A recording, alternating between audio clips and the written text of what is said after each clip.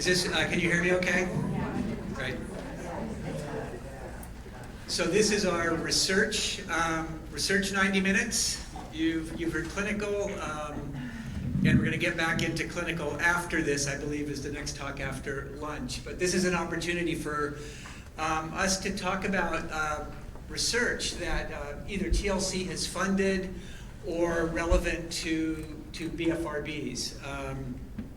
And how many of you have heard of the TLC Foundation Precision Medicine Initiative, or BPMI? Oh, many of you have. Okay, that's great. So we're going to start with this. I'm going to talk about this for a little bit, some of our preliminary findings. Suzanne is going to provide the clinical implications of this work. And Joe Garner is going to be talking about some animal studies that he has done. Richard O'Sullivan, you're going to be talking about? I'm not sure yet. Okay, so Richard's going to wing it. Diagnosis of BFRB. But diagnosis. And then Dave Hogg is going to be talking about some of the behavioral research. You talk about your the COMB study? The COMB study, some research that he's done there. We're going to have to go fast. We have a lot to cover. And we're going to try to stay on time. You all do want lunch, right? I mean, we could just skip lunch and go until 2, but I don't think that would be a good idea. Okay, so let me provide a little background for BPMI. We heard precision medicine earlier come up, and precision medicine is trying to identify specific subtypes of disorders or distinct groupings of patients that can benefit from a specific treatment. So we have treatments for BFRBs that work pretty well, but they're not great, to be honest, not all of them. We don't have a medication yet really that works, NAC sometimes. Behavioral treatments work pretty well, but not everybody gets better. And that may be because of what you've been hearing all along so far, that BFRBs are very heterogeneous in the sense that they're very different. Some people may pick primarily because of sensory. Some people may pull primarily because from emotion. And doesn't make sense to think that one treatment is going to work for all of these various permutations or groupings of symptoms. Even though we know there's probably a basic underlying driver or cause for many of these symptoms. So the goal of BPMI is, can we identify distinct subtypes and biologically distinct subtypes associated with these subtypes, associated maybe with differential brain functioning or brain circuitry, different neurocognition, different emotional or behavioral or cognitive profiles. And if we can identify these specific subtypes, can we then develop treatment specific for each one? And that's the goal. And the most famous or most well-known example of precision medicine is for breast cancer. There's a certain breast cancer that's caused by a certain gene mutation, and having identified that, a treatment was developed that actually targets this specifically, and it has a very high response rate to treatment. If you look at breast cancers overall, the response rates aren't as high, but if you can identify the specific causes among these disorders, we can get better outcomes, and that's what we were trying to do. And the way that we wanted to do this was to identify subtypes based on clinical factors, behavioral functioning, brain structure and functioning, thought processes, again, neurocognition, and then blood-based genetic markers. And if we could identify first to try to identify distinct clinical subtypes, and then see if the biological underpinnings differed based on these subtypes, and that would help us along. And this is a great slide showing all the pictures of everybody that worked on this. Somebody stole everybody's pictures, but it's many of the people here at the meeting. Where did everybody go? Yikes. But you can see here, this was located at 3 sites, UCLA, and myself and Tara Paris led that site. John Grant, who many of you may know, led the Chicago site, and Nancy Cuthan and Darren Doherty at MGH led the 3rd site. We also added a 4th site, Dan Stein and his group from South Africa. So many of you, how many of you actually, if you want to raise your hand, participated in BPMI? Yeah, so we have a few people here. Remember how long it was? These are all the measures that we did. It took a long time to go through all this, but it was clinical measures, diagnostic measures, looking at comorbidities, neuropsychological measures, measuring all sorts of different types of impulsivities and response inhibition and sensory factors, neuroimaging. We did several different kinds of neuroimaging, and genetics. We got blood for genetics. The study eligibility, 8 to 16 for adults and 11 to 17, with a body-focused repetitive behavior disorder, which was skin picking or trichotillomania. And then we had healthy controls that did not meet criteria for any diagnosis listed in the DSM.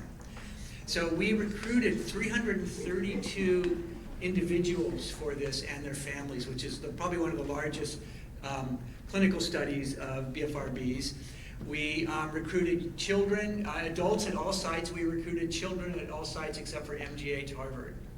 And we had 221 adults with BFRBs, 100 trick, 40 both, and 81 skin pickers and 58 healthy controls.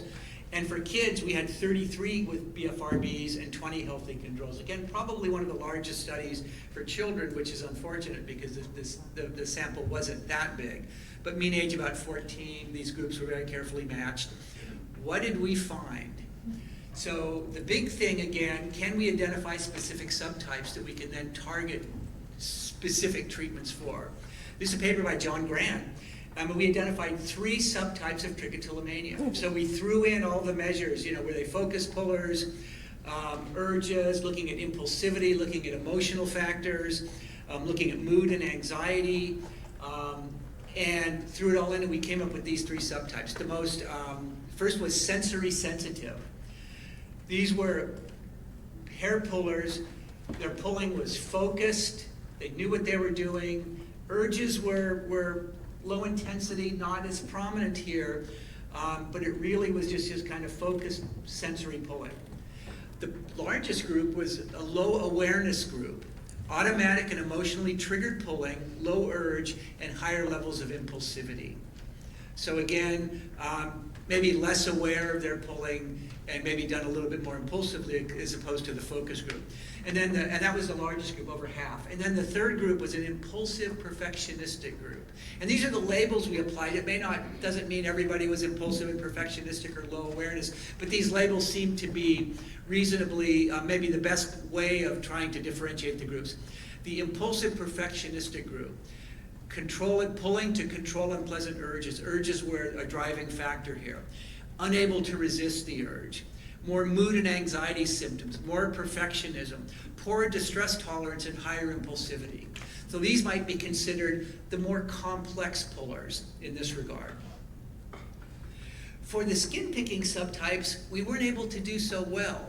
We had one group, a primary group, that was most of the people that picked strong and frequent urges, sometimes automatic pulling, sometimes triggered by negative emotions, little control, higher rates of ADHD and perfectionism.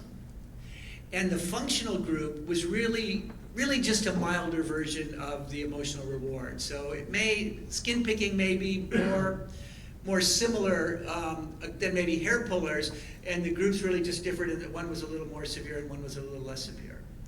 So we had these different groups, and we wanted to say, can we do brain imaging and see if the circuitry or the anatomy of the brain scans that we're doing, do they differ across the groups? Ideally, if we could find that the different groups had different levels of patterns of brain activity or neurocognition, then we can look at biological or behavioral treatments specific to these groups.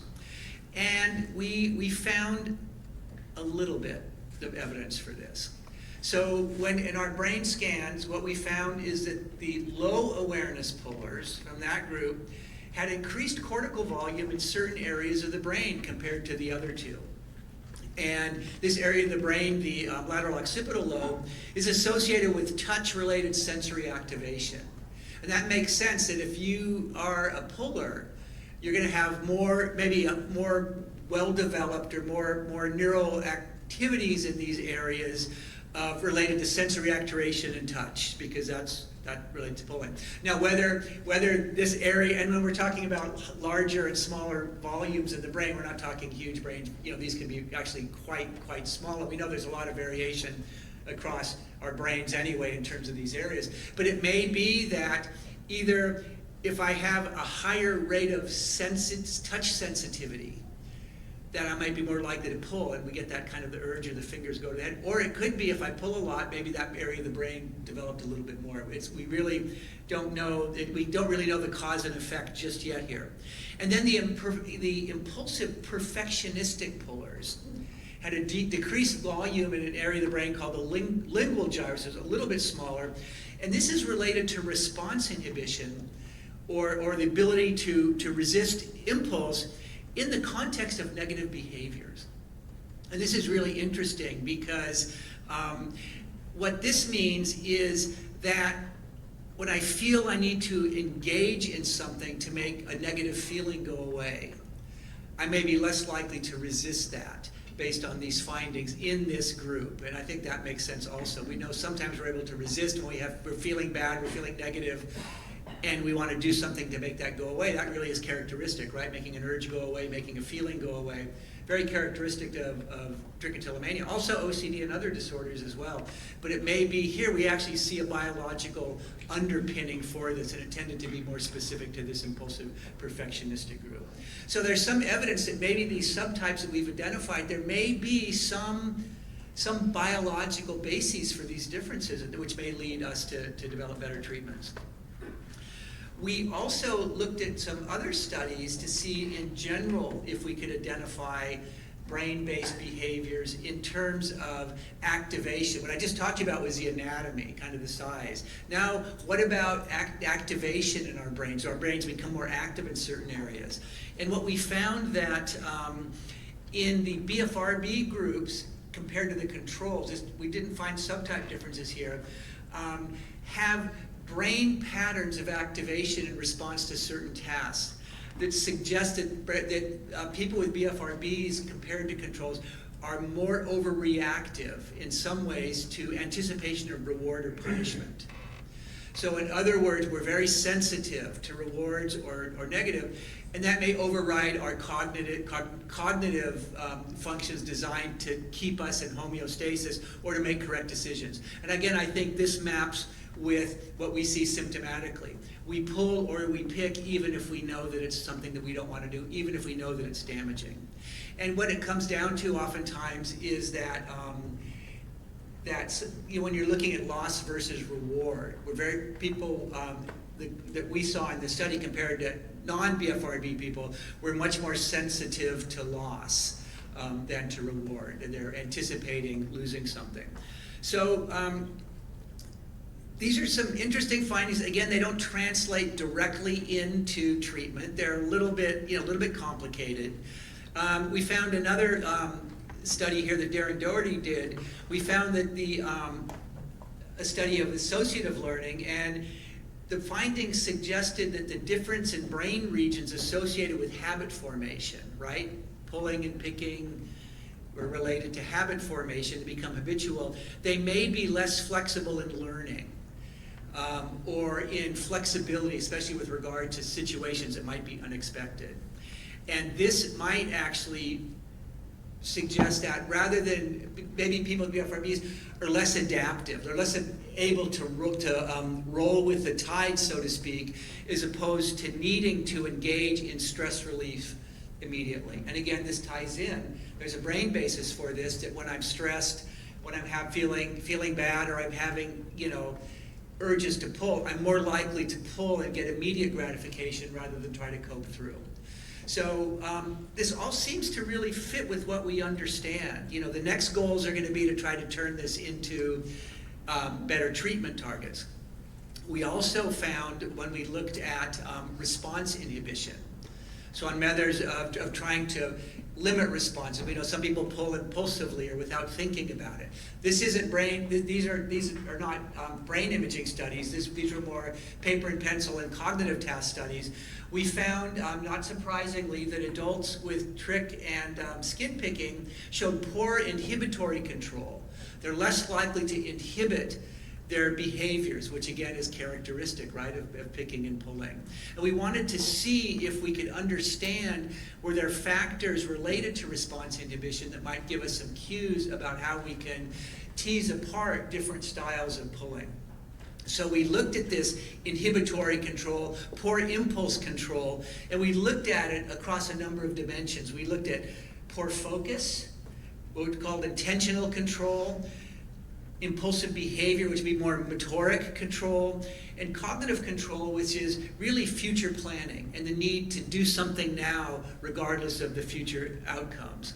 And what we found is that the trick group, compared to the other groups, trick severity was predicted by poor focus and greater motor impulsivity, more likely to get the hand up to do the pulling, and not really focusing on the things that are going on around them.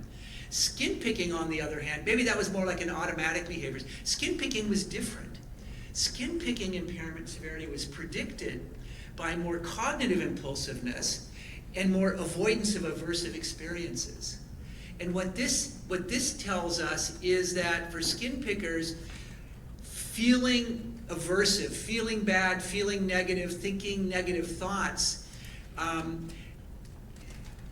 and thinking more, and having maybe a lower capacity to project into the future or ways to address these issues, it's easier to pick or to pull.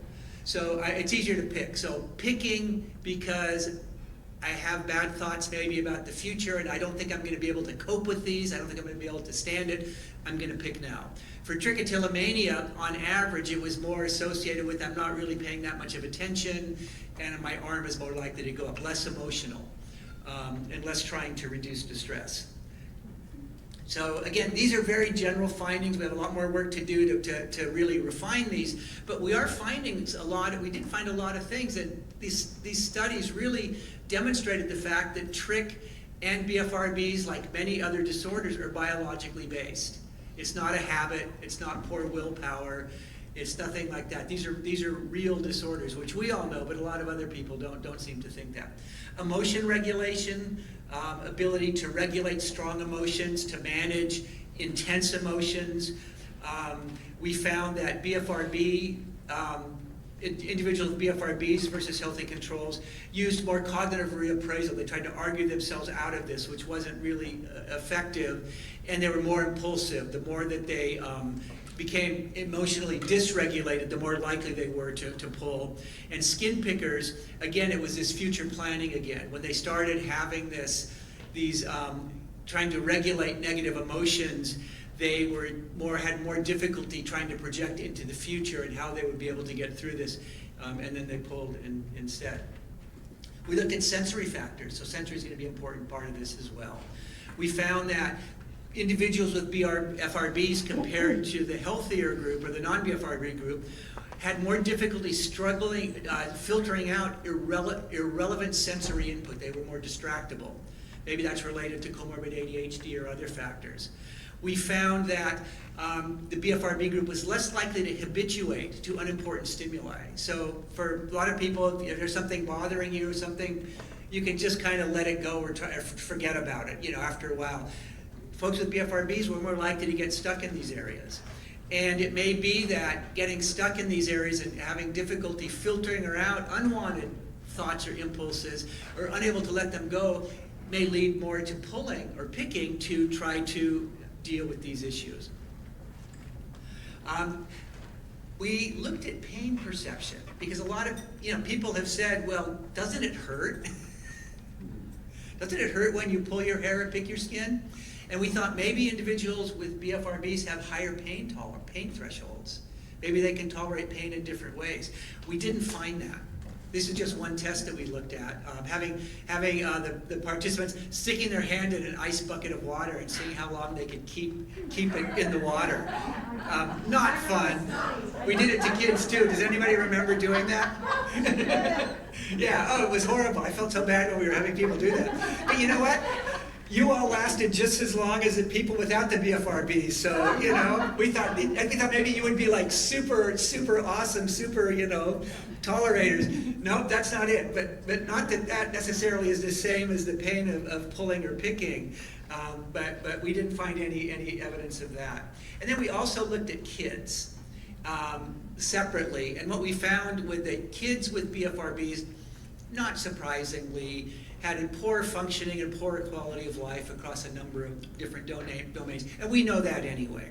And we know that, again, kids with BFRBs have a lot of comorbidities, and most kids that have difficulties, it's going to have some impact on them. But one of the things that they had difficulty with was distress tolerance, that they were less able also to manage difficult situations, and that seems to be kind of a common underlying thread about people picking and pulling.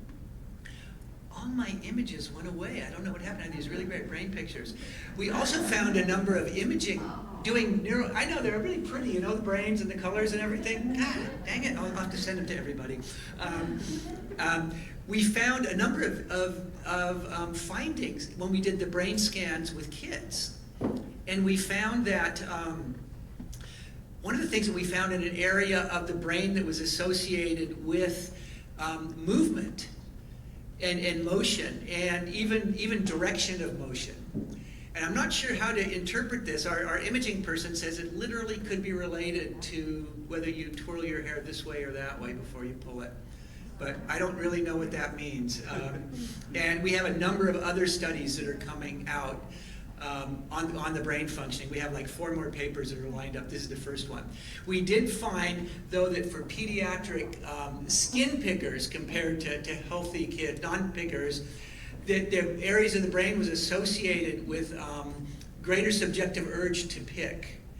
And we also found functions related to perception of limbs in space. Like the kids that picked tended to be more aware of where their bodies were in space, especially their arms and hands, which may be related, again, they're more likely to pick, or maybe from years of picking, they may just be more aware of where their bodies are. It's amazing what some of this brain, I'm not a brain person, but I just think this stuff is really cool.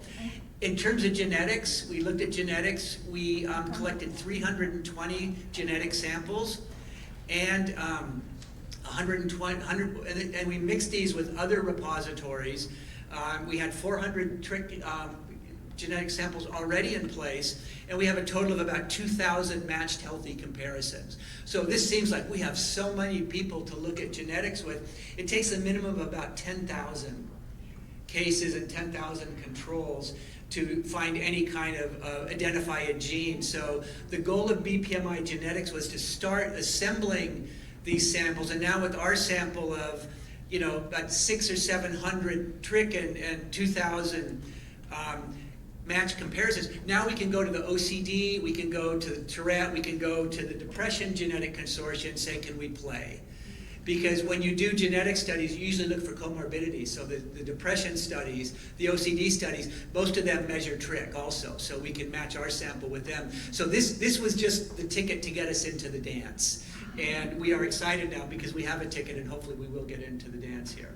So I wish it was a really clean story and I could just say, oh, this all lines up. I mean, I don't even understand this all myself. I don't think any of us do yet. But it's a start, and we have a lot more work to do on this. And it's just very exciting to really believe that, yeah, there are genetic bases. I mean, there are brain-based bases. This is a real disorder. We're starting to understand preliminary some of the brain functions, some of the emotional and behavioral functions that may be related to these disorders, may predispose for these disorders. And now we can start looking at this data even more and generating new studies to allow us to leverage these findings to start developing better treatments. So thank you.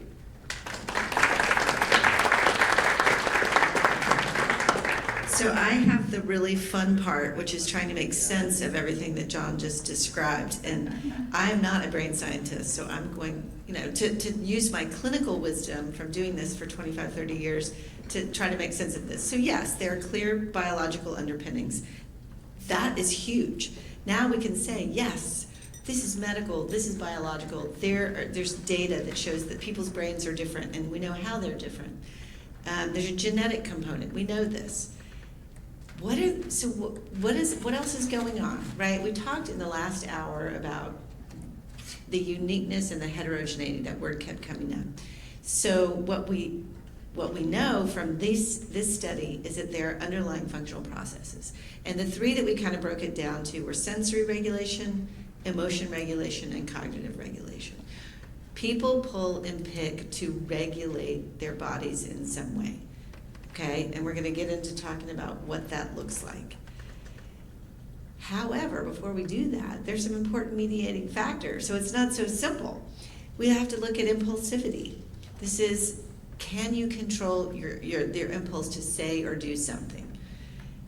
Some of us are better at that than others, right? Distress tolerance, how well we can tolerate difficult experiences. Reward seeking, are we goal-directed behavior, or are we, it's happening in the background? And some people say it's both for them, depending on the context of the situation. And then their learning styles. We all have different learning styles: attentional control, motor control, cognitive control. So if you start really kind of looking at those three underlying functional processes and then these mediating factors, it starts to make sense why this is so complicated and not so straightforward. And then we throw in the environment. We have contextual cues. People pull and pick more likely in certain environments. And so we have to factor that into our treatment as well.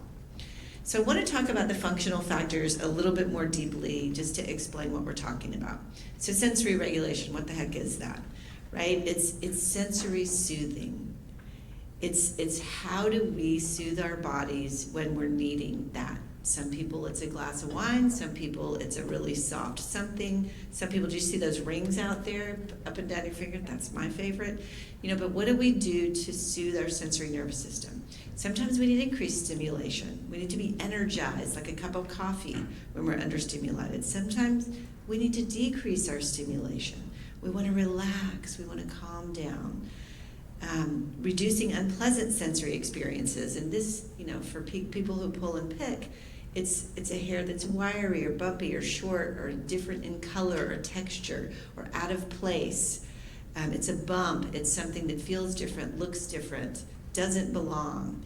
So there's a variety of ways that we identify things that are negative and then try to fix the problem. And then do we want to increase a positive experience? Right? And some people are searching for an experience in the sensory realm, that they're wanting more of that experience. So what's emotion regulation? Oftentimes it's reducing stress, reducing boredom, managing worry. John talked a lot about future planning, and what if that's just worry? Thinking about what if, what's coming, what am I doing tomorrow?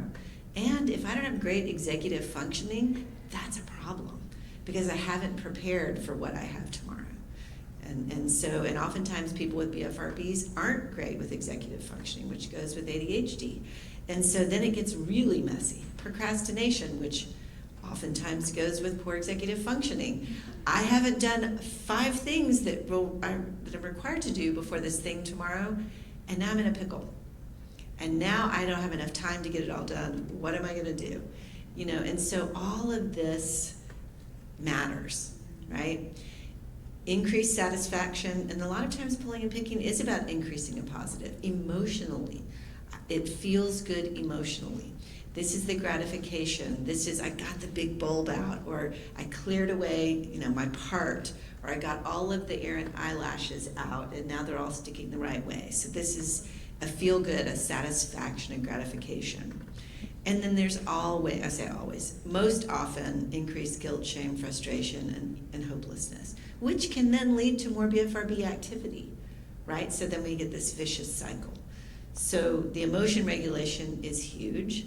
And then there's cognitive regulation. I think this has been overlooked for decades, the perfectionism that goes with BFRBs.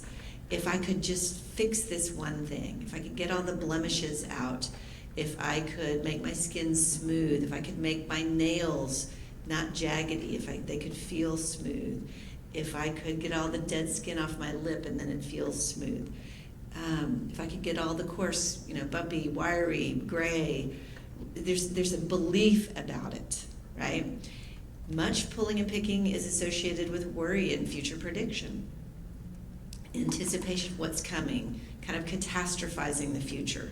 Rigid beliefs. Oftentimes, people with poor executive functioning, which is pretty common here, have rigid beliefs about life. And when we have rigid beliefs, we're not flexible. And we're more prone to kind of melt in a situation where things aren't going the way that we think they should because of that cognitive rigidity. And then negative beliefs about the self. Something's wrong with me. I'm doing a bad thing. I can't fix this. And all of the negative beliefs that can go with that. So how does this map on with, first of all, the subtypes that John talked about, which I think are really, really exciting, but also how does it map on with treatment? Like, what the heck do we do with all this information?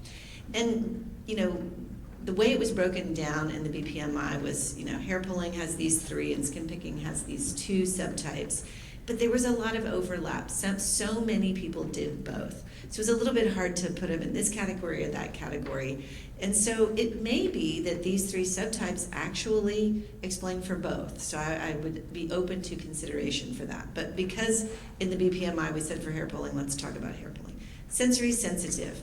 These are the focused pickers and pullers that are getting gratification or reduction in negative from a sensory experience, and they are focused on that reward. They're focused on a task. It's goal-oriented, right? So what do we do about that? In treatment, we might use sensory interventions, incorporating sensory soothing, reducing negative sensory experiences. We could change the environment, you know, remove the tools, darken the lights in the bathroom, cover the mirrors, the things that lead to that focused, intense experience. Targeted interventions in specific environments, and then find other ways to experience the reward and the gratification. You know, there are creative ways that we can also feel good about having achieved a goal that don't involve pulling and picking. So the 54% low awareness, these are the folks that aren't focused on pulling, but they are also charged with a low level of sort of tension. These might be people taking a test or trying to finish a task or driving, stuck in traffic, but really trying to get to their destination. So they're focused on something else, but it's sort of happening with this low level of stress. So what do we do about that? We want to increase awareness in those situations. We might use blocks on the fingers or on the head. Mindfulness would be super important. Competing response training would be super important. Acceptance-based interventions. Executive functioning skills. So I studied for my test, so I don't have so much of that emotion or anxiety in that moment. And stress management skills. So those might be a different way to approach that particular situation. And then impulsive perfectionistic, I see these as more the rigid cognitive, having beliefs about pulling and picking. These are also urge driven. So we have to really address distress tolerance and help people cope with bad feelings. And bad feelings can also be sensory, like it's a bump. You know, it's gray hair. Gosh, I have that experience all the time, coping with my gray hair. I'm learning to love it. But like tolerating the distress of seeing something that used to not be there. Acceptance-based interventions, cognitive therapy to address unhelpful beliefs and perfectionistic expectations, learning to be flexible, and then delaying techniques. Learning if I could just wait 10 minutes, this urge will pass. Incidentally, I'm just curious, how long do y'all think urges last, if you had to guess? I think it depends on how overwhelmed you are. Okay, all great answers. I heard everything from 20 seconds to 5 or 6 minutes. And I think all of it's true, depending on the environment, the level of stress. But it's not forever and ever. It's not forever and ever. So sometimes delaying can be a good intervention to help someone get through a specific difficult time and to get past that. So for skin picking, what are the implications? If you identify the skin picking subtype, we might want to address greater cognitive impulsiveness, address worry, help people cope with future focus, catastrophic thinking, what if?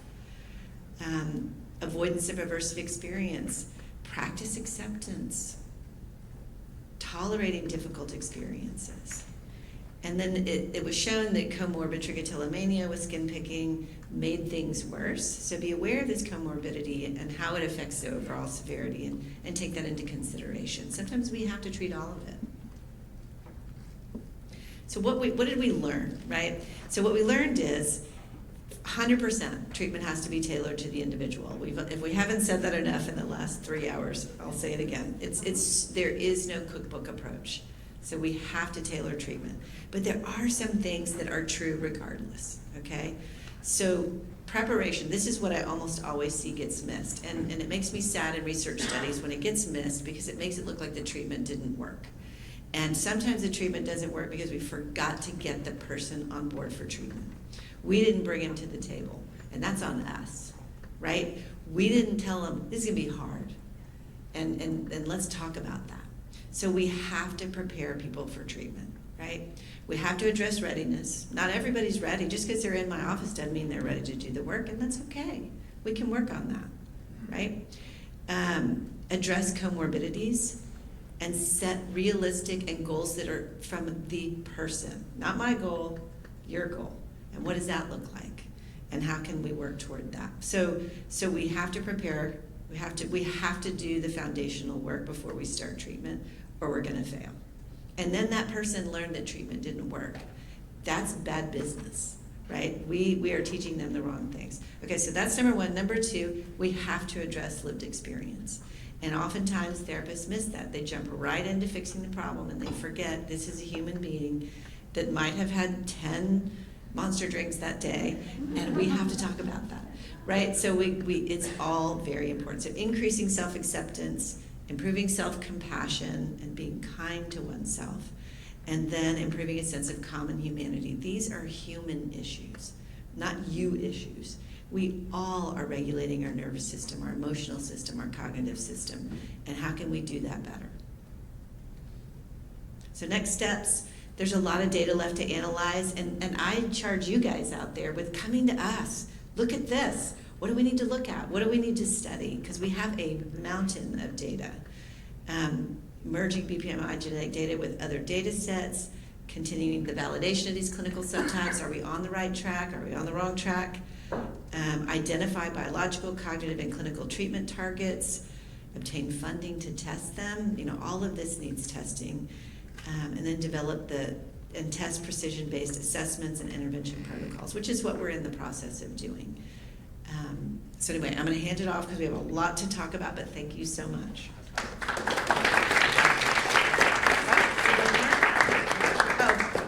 And most of all, thank you, especially to those of you in the audience who participated. Yeah, and this study was funded completely by the BFRB community.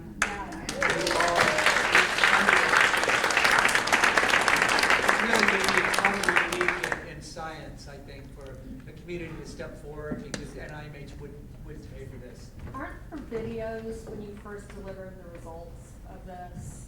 What's that? Didn't you record a video when you first delivered the results of the I study?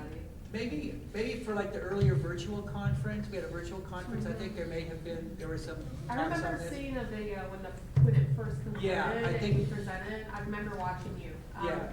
Is that still available if anybody would like to see it? It may be, I'm not sure, I think I these thought are it all was on gonna the be TLC available. site, but I'm not sure. Yeah, you'd have to ask Lamia, but this whole conference, I believe, the speakers are being videoed. Okay. So this will all go online in some place. And that's how the FBI find us. Joe can't be videoed. He's you can't say you saw me. Oh, that is good. Okay. Pardon me. I should have come up here with my glasses. Your first slide is about your vision.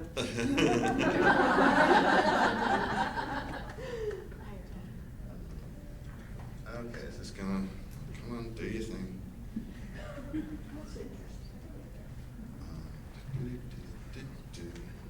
There we go. Okay. So first of all, hi. My name's Joe Garner. Is that you? Oh, okay. We've got one screen working. That's good. Okay, so first of all, let's start off with some disclosures. I serve on a number of different boards. I consult all over the place. I have various different donors, and I think it's very important to be transparent. I don't think any of these individuals or organizations are influencing what I'm saying today. I also think it's important to be transparent about some other things. So I myself, well, let me put it this way. Hello, my neurospicy people.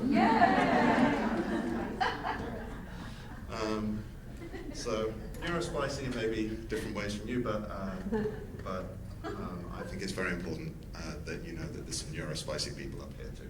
Okay, so let's take a second to put BFRBs in context.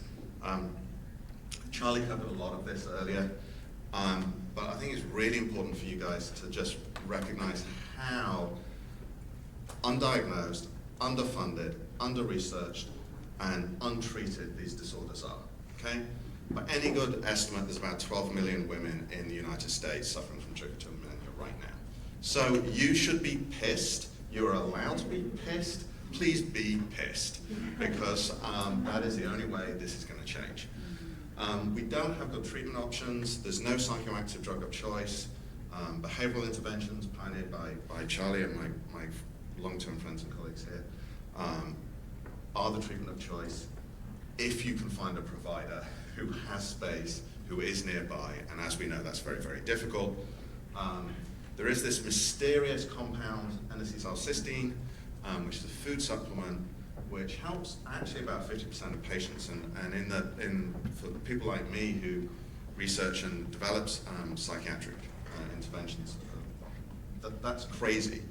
So for comparison, Prozac or another SSRI helps about 20% of people with OCD, and we think that that's a big win, right? So I do want to emphasize how extraordinary NAC is, but a lot of people can't tolerate it because of the GI side effects. The other thing I would point out is that normally if you were at a conference for any kind of psychiatric disorder, you'd have 50 people up here, each with their own particular animal model, like blowing their own trumpet. My lab is the only lab that has animal models, or has taken the time to develop animal models. Full disclosure, everything I'm going to talk to you about has got nothing to do with BPMI. I think that's important to point out, because I do really recognize that for a community-funded exercise, many of you might be uncomfortable with animal models, and so for those of you who took part, or for those of you who donated, really want you to understand that your effort or your money did not go into research which you might be uncomfortable with. Regardless, our goals are the same, but I hopefully am going to persuade you that animal models provide insights that are impossible in humans. So, for those of you who don't know me, I am completely schizophrenic in what I do. So I spend about half of my time working on animal welfare science and trying to make the lives of animals better, and I spend about half my time working in research psychiatry and trying to make human lives better. And it actually turns out that hair and feather pulling are one of the most common abnormal behaviors that you see in captive animals. So you see them in lab animals, companion animals, zoo animals. These are parrots that I work with at one point. And some of the work that I'm going to tell you about has actually been taken up often actually in the zoo community. So I'm now doing a whole bunch of work with zoos to help animals that are pulling their hair or pulling their feathers and aren't out on display being good ambassadors for their species. Thank you. Is the problem that they're captive? Pardon? We'll get to what I think the problem is. I think we're all captive in one way or another, aren't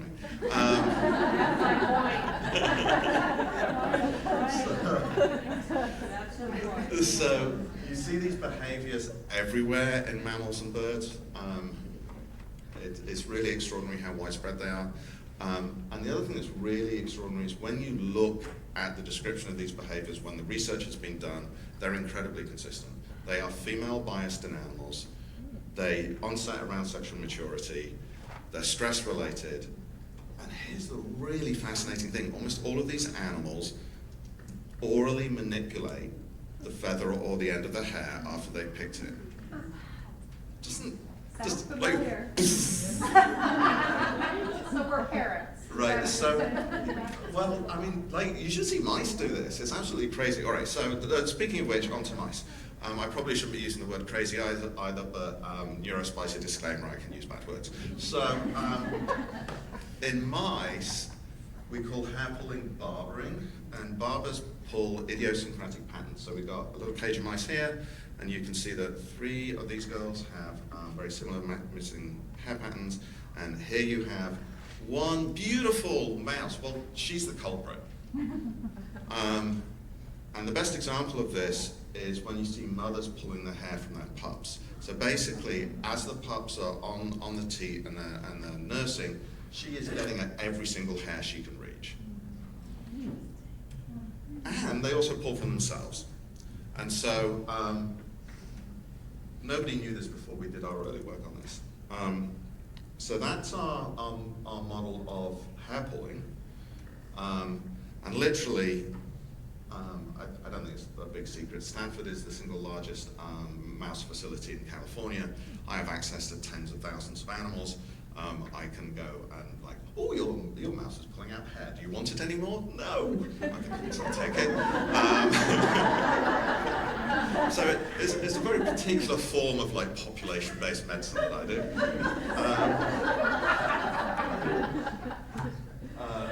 And then this really awful disease in mice, which is called ulcerative dermatitis, this used to be the single largest killer of mice in research facilities.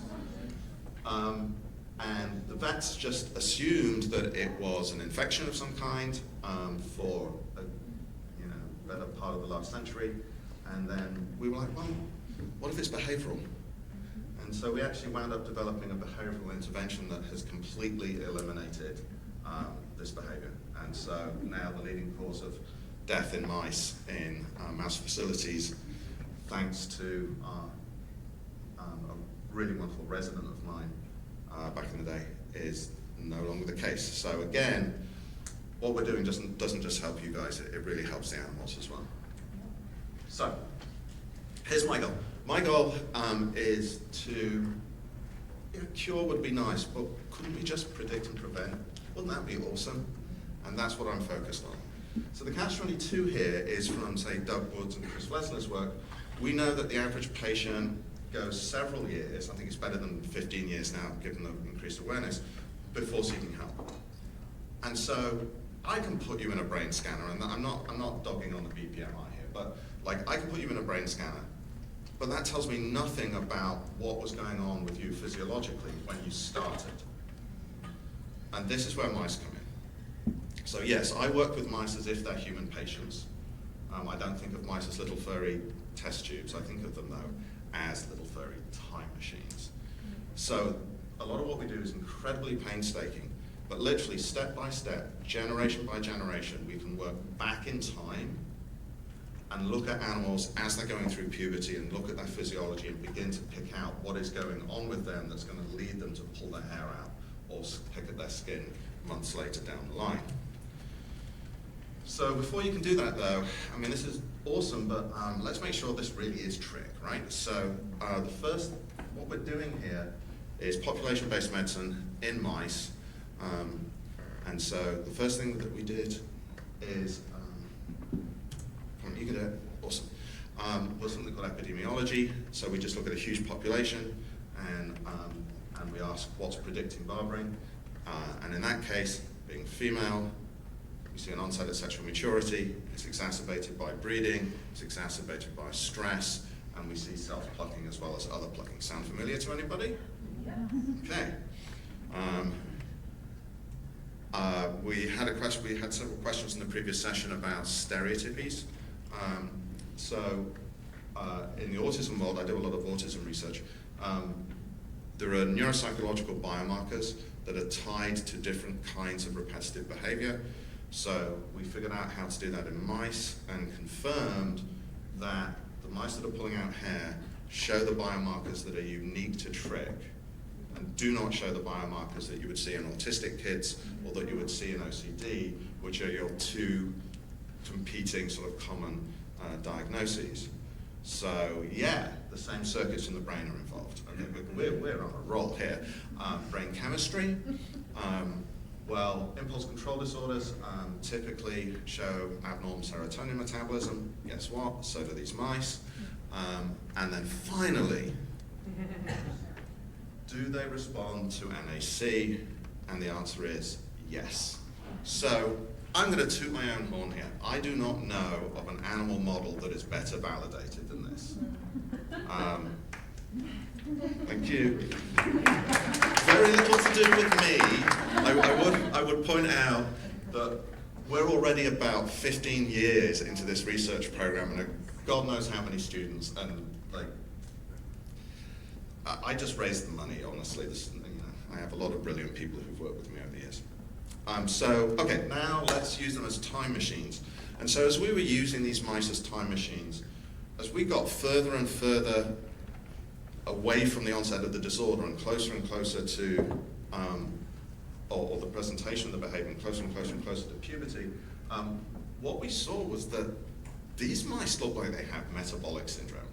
So metabolic syndrome is a cluster of diseases that are caused when the body doesn't have enough antioxidants to deal with the toxins that are produced in every single cell in your body when you burn glucose. And examples of that would be type 1 diabetes or polycystic ovarian syndrome in women. And I'm not going to ask for a raise of hands, but previously when I've talked about this, I've said, does that sound familiar to anybody? And you like, hands shoot up, so we'll just skip on in the interest of time. Okay, we're all rushing. All right, so we've validated the model. We've used mice as little time machines. And here's the really cool thing. NAC may be working, not because it's affecting neurotransmitters or anything like that, but because most antioxidants can't enter the brain. And so the brain responds to this toxic process by producing a compound called glutathione. And glutathione is made from NAC. Ooh. Okay, so we're scientists, let's test it.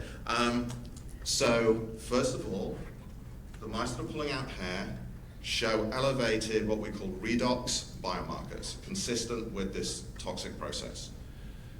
NAC doesn't just cure the mice, it protects mice that we know are at risk.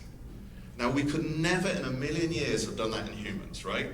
We couldn't have been like, I'm going to take blood from your kid. Oh, they've got a little bit of a redox imbalance. Okay, they're going to be on NAC for the rest of their life. Nobody's going to let you do that, right?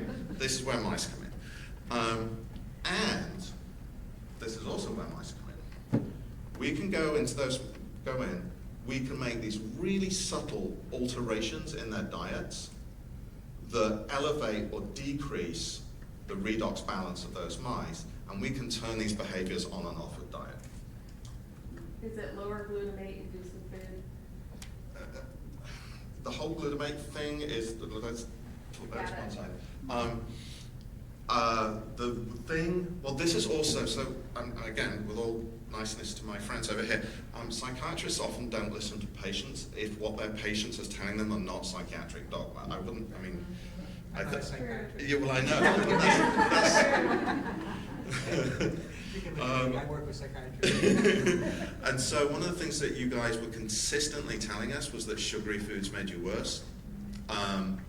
That's what we did. We basically took out the complex starches and replaced them with simple sugars, and 75% of the animals that are not pulling hair start. Yeah. It's like a magic switch. We probably won't have time to get into this, but just to flag it, this also explains the female bias. It also explains the pubertal peak age of onset, and it also explains why it would be hair and skin. Can we say that again? Yeah. You replaced complex carbohydrates with simple? Mm-hmm. Okay. So essentially exactly the same diet, but we take out the starches and we put in glucose.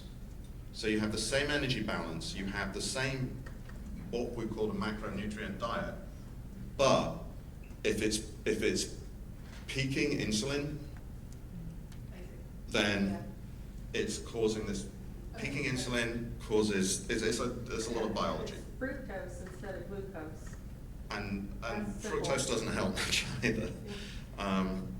But in the interest of time, we can come back to this if we've got some questions, or we can talk afterwards, because I want to make time for everybody else. Anyways, so if this whole crazy story is true, if this has got actually nothing to do with neurotransmitters, and it's got to do with this toxic buildup of antioxidant or failure to deal with oxidative stress in the brain, then what if we just gave you glutathione?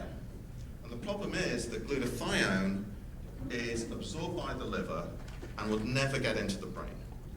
So the way you get around this, and our fancy word for this is intranasal, because the blood-brain barrier is pretty weak at the back of the nose. More accurately, what we did is we got mice to snort glutathione. And the crazy thing is, this works twice as fast as giving them NAC.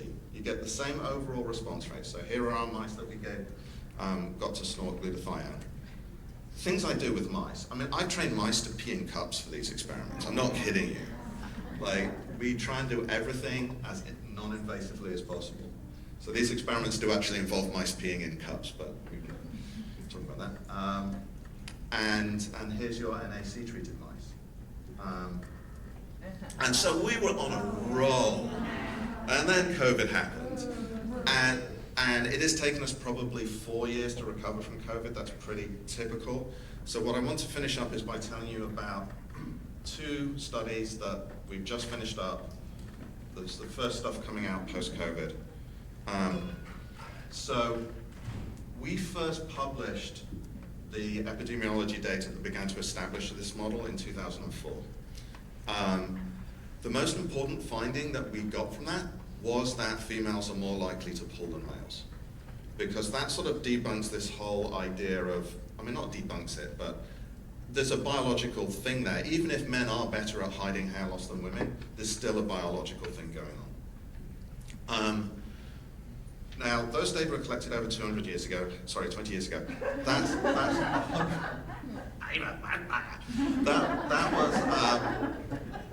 120 mouse generations. In human terms, that's 2,500 years ago. And mouse housing and husbandry now is just completely different from what it looked like then. Okay. You want lunch, right? Right, so if we redo this and we get some of the same results, anything that stands the test of time in that environment, that's real. So, so we see that breeders, again, are more likely than non-breeders to pull hair. That females are more likely to pull hair than males. Whoop-de-doo. Here's some new stuff that we got. We see this amazing seasonal effect. Mice know what time of year it is, even though they're living under completely controlled conditions. You see that in a lot of studies. And modern housing versus conventional old-style housing is much worse. And again, there's some really good reasons for that. Okay, so most disorders are affected by 2 kinds of genes. We have what we call genes of major effect, or highly penetrant genes. These are genes that don't need any help to make you ill. They're relatively easy to find. In other words, you only need about 10,000 people. But they're not very helpful because they are penetrant, because they are so resistant to treatment, they're not actually really good druggable targets. And so for those of us who are working sort of like cutting edge psych genetics, we want genes of minor effect. These are non-penetrant, we call them epigenetic genes. They need help. They need the right environment or other genes in order to actually have an effect on you. But this is what makes them worth finding. Because they're modulated by the environment, it means I can modulate them with diet, or I can modulate them with drugs. So once again, mice to the rescue. Inbred mice are so inbred that they're essentially clones, which means they have no genetic variation, which means that any difference that you find is actually due to these genes of minor effect.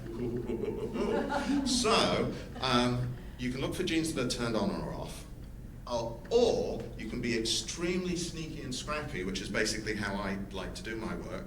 You can cut to the chase and you can look for the proteins that differ, because differences in gene lead to differences in proteins. And so we just finished up this work. This is actually an autism project, but we were looking at stereotypies, and as I said earlier, stereotypies are very different from something like hair pulling, but they involve very similar and adjacent brain circuits with similar chemistry. And we get a bunch of proteins that are significantly associated with stereotypy. And when you do this kind of work, whenever you look at a ton of variables, you have to control for false discovery. That gives you something called Q values rather than P values for anybody who did statistics. And so we're going to focus on these 10 proteins where the chance of them being false discoveries is extremely low. And the amazing thing is, because we looked at a ton of proteins, right? We're looking at cancer proteins, we're looking at inflammation proteins, we're looking at all sorts of different proteins.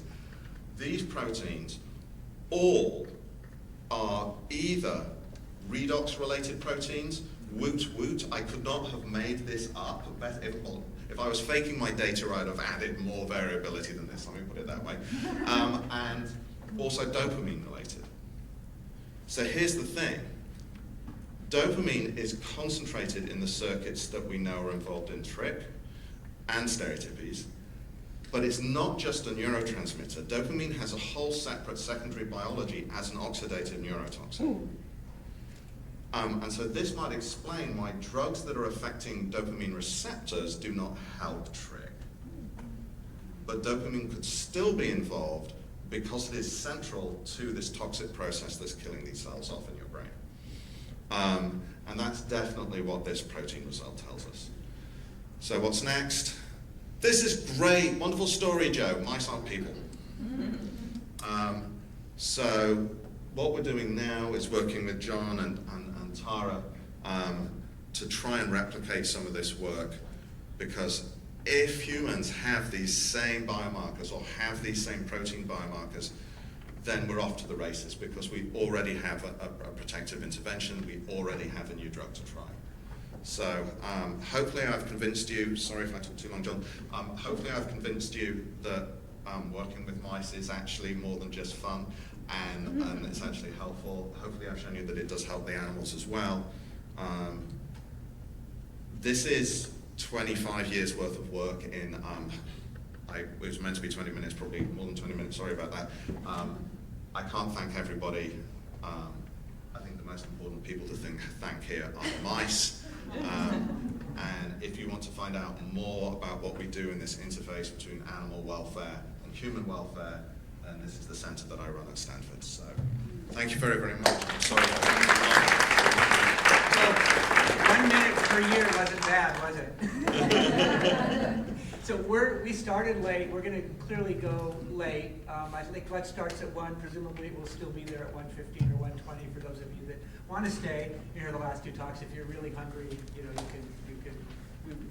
you can do what you want to do. But we are running a little. We're going to run over. Dr. Haga? Oh, well, it doesn't matter to me. Whoever wants to go. I'm going to be very brief. Okay, well, then. Okay, thank you. Okay, why don't we do that? Okay, good. Good afternoon, everybody. I'm Richard O'Sullivan. I'm a psychiatrist in Connecticut who worked quite a bit on trichotillomania, skin picking, and related problems when I was at Mass General. My background in this is long-standing since the early 30s. Nancy Cuthan and I co-founded and directed the Mass General Trichotillomania Clinic, and I worked there with Mike Janicki and the TLC for many years, doing research in various aspects of trichotillomania, including the phenomenology, the medication treatment, brain imaging studies, self-esteem studies, and comorbidity with Tourette's and other conditions. So I have a broad background in different areas of research here, and I'll be talking about medication treatments of BFRBs. My current interest is really primarily clinical practice through the lifespan, but I still see a lot of people with hair pulling and skin picking and comorbidities. And my major interest now is maybe looking at the diagnosis of BFRBs in a different way based on its comorbidity rather than a standalone as hair pulling. And I think that may be an area to think about with the precision medicine study and the characteristics, the phenomenological ones that are found from the study that was just discussed earlier. And I'm looking at novel ways in which medications, particularly dopamine 2 blockers, which in my experience do have a benefit in hair pulling, and a lot of the literature supports that. And finding novel treatments for these problems. And AC is a very interesting compound, and it can be very helpful in the free radical scavengers, which is an area of ongoing research interest. So I'm currently working on a different model of characterizing hair pulling and BFRBs. With that, I'll pass the talk along, and I hope to see you next year when I can present some of my findings.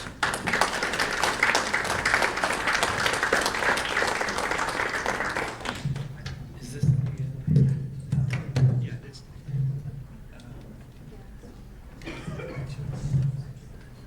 Does that do it? If it doesn't work, I use the, there's actually, do you have an HDMI?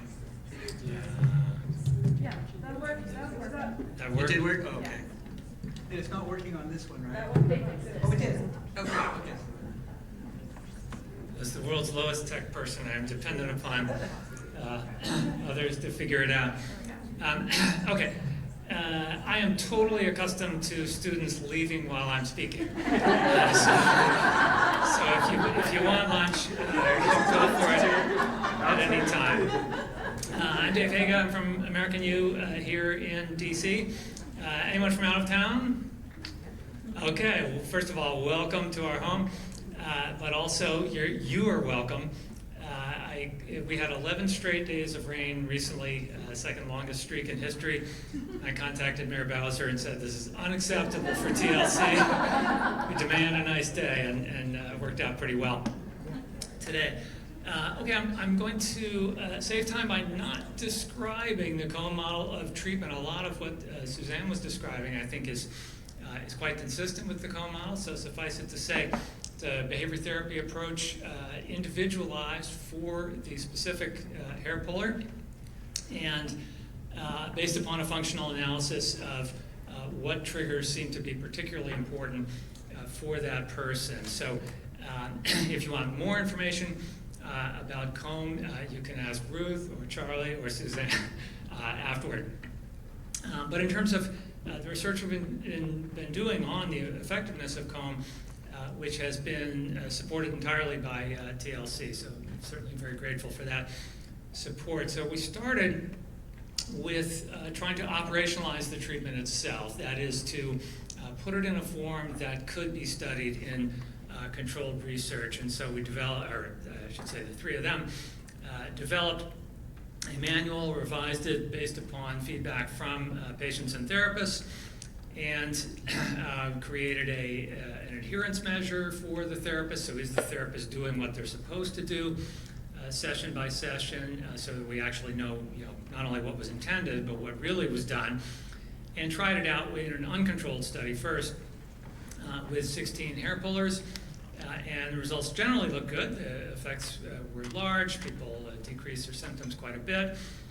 And the maintenance of that improvement for 3 months after the end of treatment was pretty good. Patients reported being very satisfied with the treatment, as I say, highly acceptable in the sense of people attended most of their sessions and so forth, and said that it was effective for them. So that's fine, but an uncontrolled study, of course, doesn't tell you whether it's working better than the passage of time alone or other factors.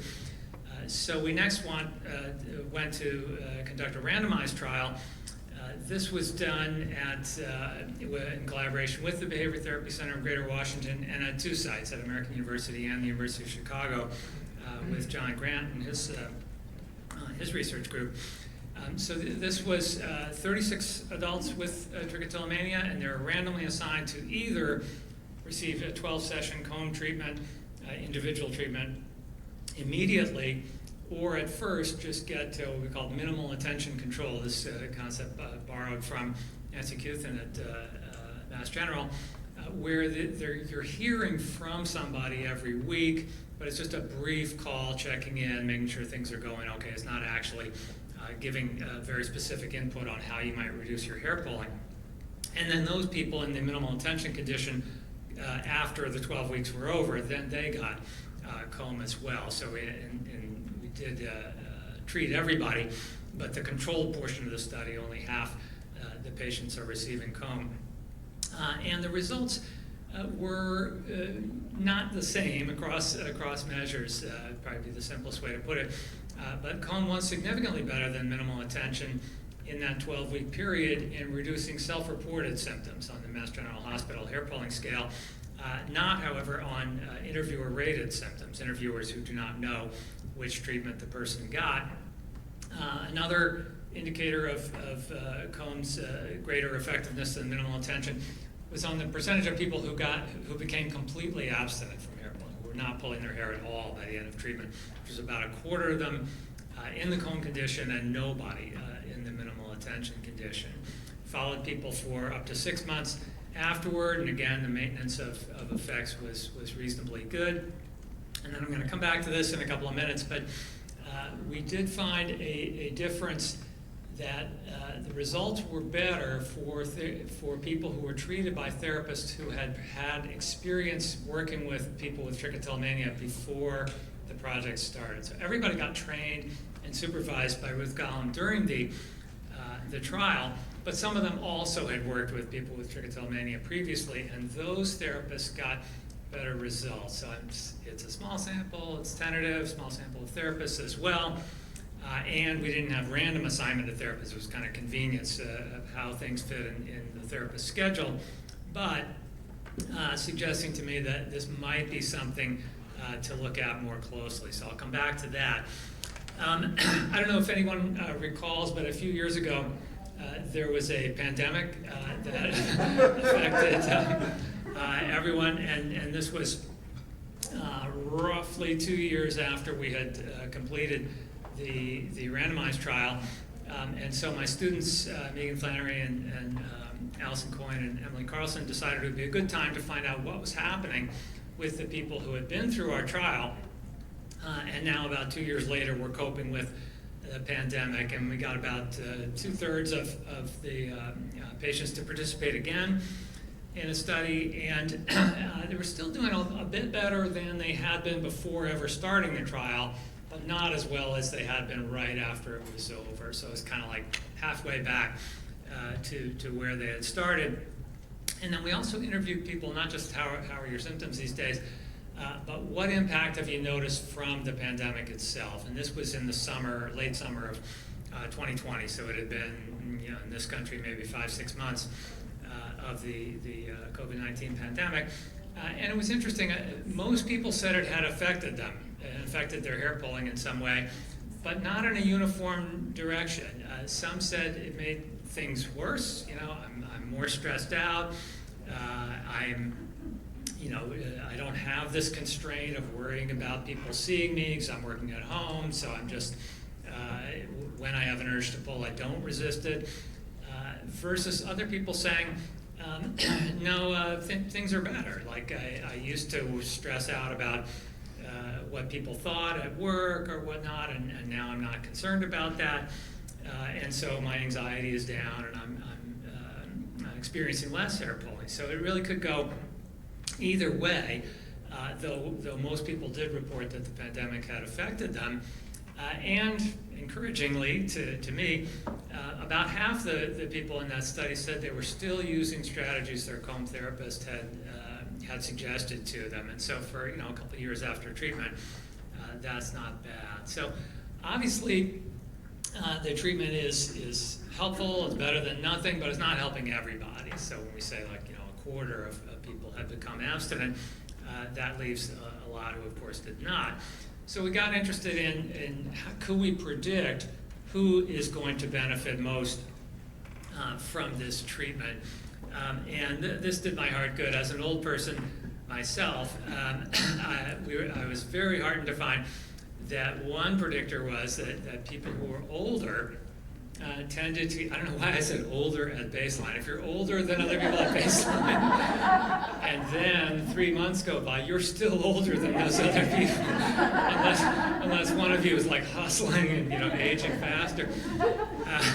So just ignore the at baseline. Older people got better response at post-treatment. We're also interested in this phenomenon of predicting relapse. So if you got better, how well you were able to maintain gains. And a couple things predicted relapse or lack or lower probability of relapse. One being less severe in the first place. And then the other, maybe more interesting to me clinically, because you can't do a whole lot about that part, but this is the second study in which we found that being completely abstinent at the end of treatment predicted less likelihood of relapse. So more durable effect. And in a previous lifetime in my research career, I studied a lot about cigarette smoking cessation. And when I first began studying that issue, people used to track reductions in smoking. Like you were smoking a pack a day, now you're smoking half a pack a day, nice going. And ultimately, the field kind of moved on from doing that and only looked at percentage of people who stopped entirely. And the reason for that, well, A, there's no safe level of smoking. It's bad for your health anyway, even if reduced. But B, it's not a stable phenomenon. If you reduce your smoking but don't eliminate it, almost everybody goes back to their baseline level over time. So I think there may be a bit of a parallel here, that it's a more stable outcome if you become completely abstinent from hair pulling as opposed to reducing it. So that I thought was a potentially clinically useful finding. So going back to my favorite finding, that older adults did better.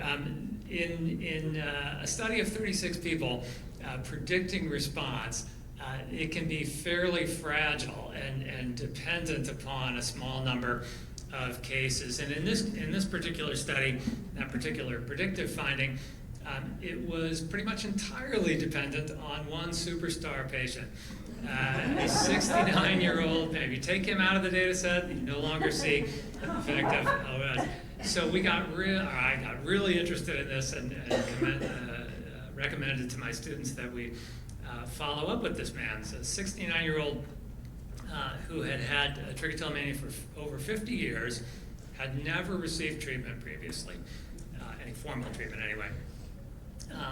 And I thought we ought to follow up with this guy. So contacted him, got permission to publish a case study about him and speak about the case publicly. And I'll just be very brief on this point, but to give you a little bit of a flavor of what he was up against, he very, very commonly reported pulling hair when he was on the computer. He was on his computer at home. That's when he would be tempted to pull hair. The other thing was, I think Suzanne was alluding earlier to kind of sensory triggers, like seeing something that doesn't look right. For him, it was hairs of uneven length. So his proposed strategy, and the strategy he adopted there, was to cut his own hair and do this fairly frequently if he saw something that wasn't quite right.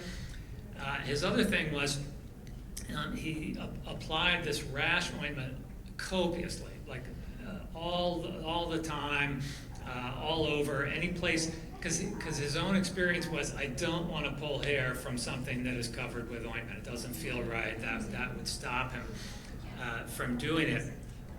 As it pertains to what the therapist was suggesting, the one thing, he was a very agreeable man, but the one thing they clashed about was self-monitoring.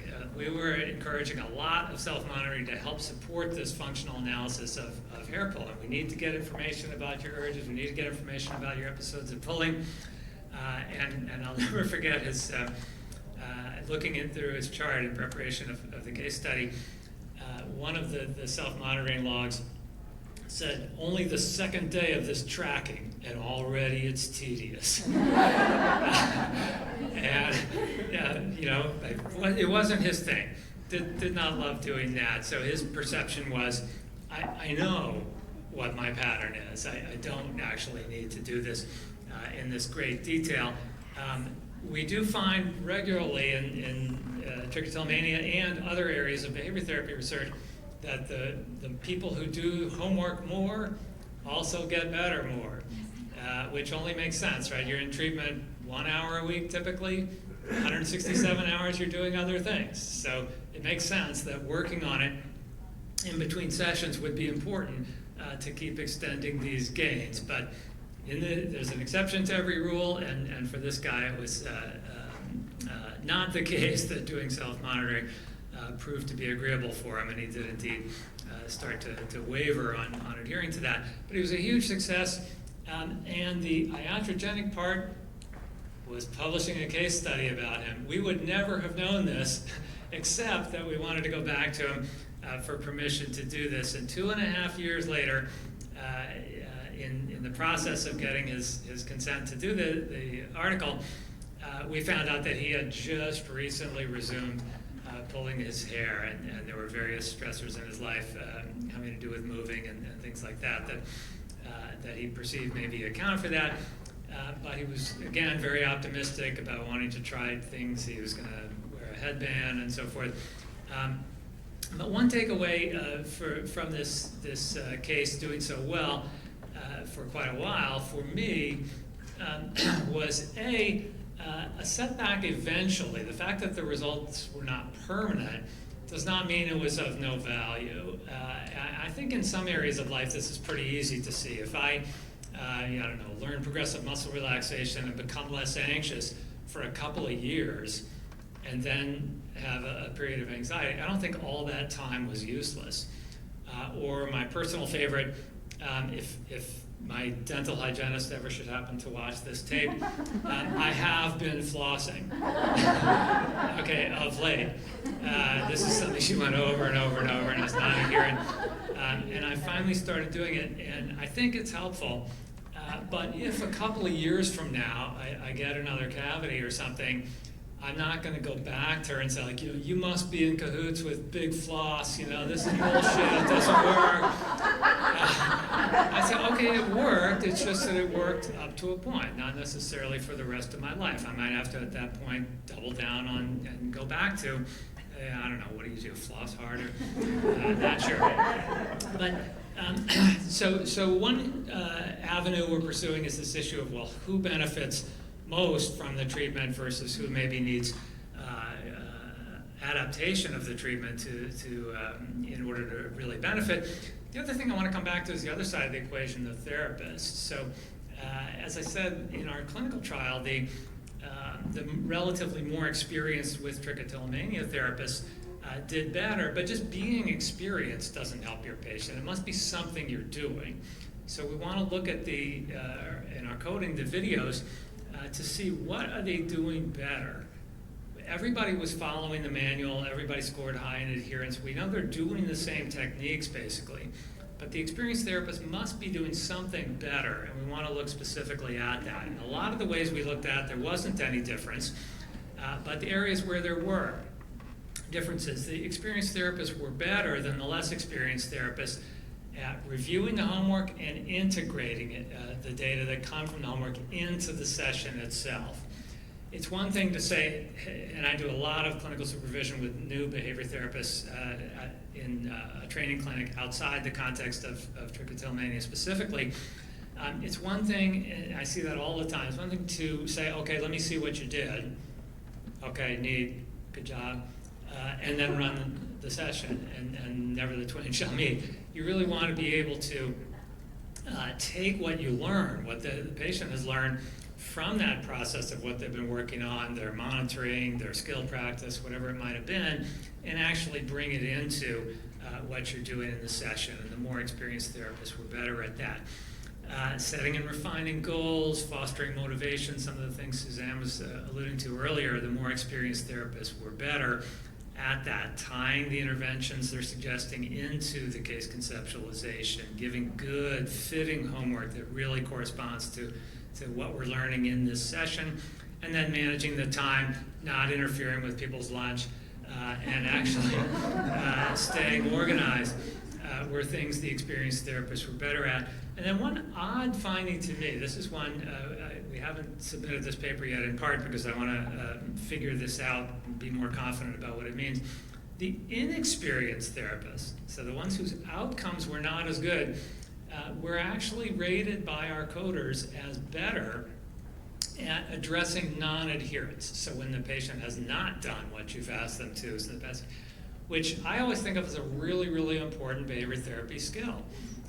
And so how could the people who are better at that be getting less good results overall? And that's something where I want to go back and look at specific instances of where the coders found this in the tapes, review the tapes again, and see if I can figure out, or we can figure out, what is actually going on there. And one kind of tentative hypothesis I have being that the raters might have evaluated it as good because the inexperienced therapists are going on and on, like paying a lot of attention to non-adherence. And if you've ever not done well at something, anyone? Okay. If you've ever not done well at something, it's aversive to have somebody go over and over it. Like I have, for example, poor social skills, and so if somebody gives me feedback, it's like, here's something you said that was awkward. Here's another thing you said that was rude. Here are some alternative things you could have said. It was awful. It made people feel, it's like, I get it, all right, it won't happen again. Stop. I have discontinued listening to you. And so I'm wondering if maybe, all right, the raters are saying, yeah, way to go. You were very thorough in addressing non-adherence, but maybe in a sense of overkill. And so that's one thing I want to figure out a little better. Okay, so some takeaways, at least tentatively, from this research. For therapists, I think very important to stick to your principles, but collaborate with the patient on how to implement them. So thinking about this superstar patient we had, it wasn't the therapist's idea you should use this ointment all the time. It wasn't the therapist's idea to sort of short-circuit self-monitoring, but it was important to collaborate with him on, okay, within the context of Cohen principles, how is he going to actually put it into practice in his regular life? Some of these issues having to do with motivation. I think it's really important to have a clear rationale for what you're doing, provide structure, organize the session time, and so forth, but maybe go easy on hectoring people about their non-adherence. And also, one of the things about, at least in this trial and a lot of psychotherapy trials, was that the length of treatment was non-adaptive. Length of treatment was fixed, 12 sessions. That's what we're offering. In regular life, you can, of course, keep going. And so I would encourage therapists to think about, and patients in what they ask for, think about trying to treat not for a fixed amount of time, but to get somebody to the point of complete abstinence, and that this would be a good sign, if at all possible, for the likely durability of the improvement. In terms of advice for patients, I always encourage everybody to do homework. This went over great when my daughters were in school, and I said, hey, let's do homework, especially in like early elementary school when I could still handle the math. Like, let's go, let's do some homework. And so it's always a popular message. And then secondly, I think it's absolutely fine if you're considering seeing somebody to inquire about their experience with trichotillomania. And we haven't got the data to prove this, but I might think that that's especially true for more complex, more nuanced interventions, individualized interventions like home. I think I would anyway have more confidence that somebody could execute, let's say, a habit reversal therapy manual, or movement decoupling, or something that's pretty consistent for one patient after another, without a ton of experience. But for something that's a little more individualized, a little more therapist judgment, I would probably inquire of them, you know, oh, I got a referral to you. Have you worked with people with this condition before? And if so, what's been your experience? So those are my tentative takeaways, and I shall not deter you from lunch 1 minute longer.